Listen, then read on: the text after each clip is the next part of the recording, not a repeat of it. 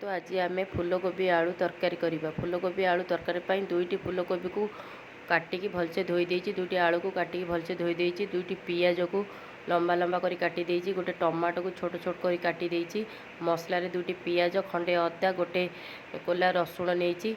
Eighty कढ़ई रे तेल गरम हो गलानी, काटिकी रखिथिबा सबू आलू को दबा, आलू को भलसे भाजीबा। आलू एबे ब्राउन कलर हो गलानी। एबे गोटे प्लेट को काढ़ी नबा, सेई तेल रे फूलकोबी को छाणीबा।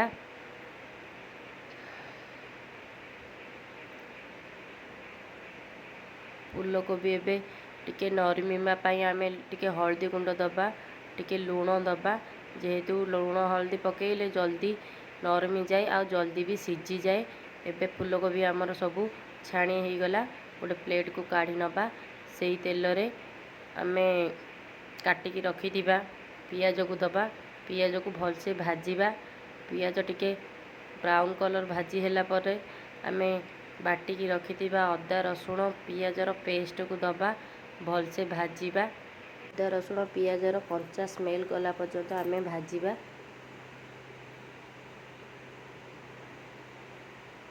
आमे हल्दी गुंडा दबा,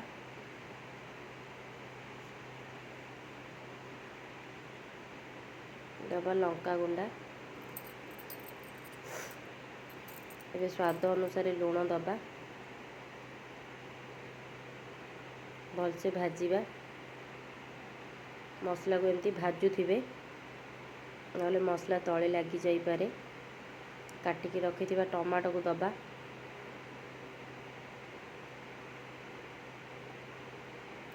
पुणी भाजीबा। एबे मसला रे मु करी पाउडर नेइछि ताकू दबा,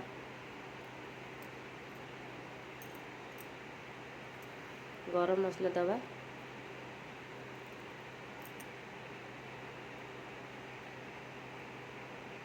भलसे कषिबा मसला रे जेपरी तेल छाड़ी जीवो। एबे मसला रे तेल छाड़ी आसलानी।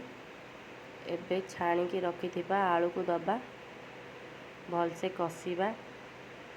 आलू टिके कषि हो गलानी। एबे छाणी की रखिथिबा फूलकोबी को दबा, भलसे कषिबा।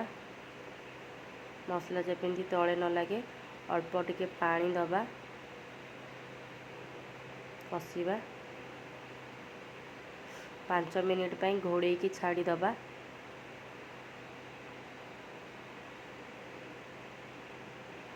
एबे 5 मिनिट हो गलानी, चलतु देखिबा। तरकारी आमको एतिकी झोल दरकार, से आमे अल्प पानी देइथिले। देखंतु आलू एठी 90% सीझी गलानी। जेहेतु आमे रुटी रे खाइबार अछि, आमको बेसी सुखा दरकार नहीं कि बेसी झोल दरकार नहीं, जुकजुकिया दरकार। तो रेडी हो गला आज आम फूलकोबी आलू तरकारी।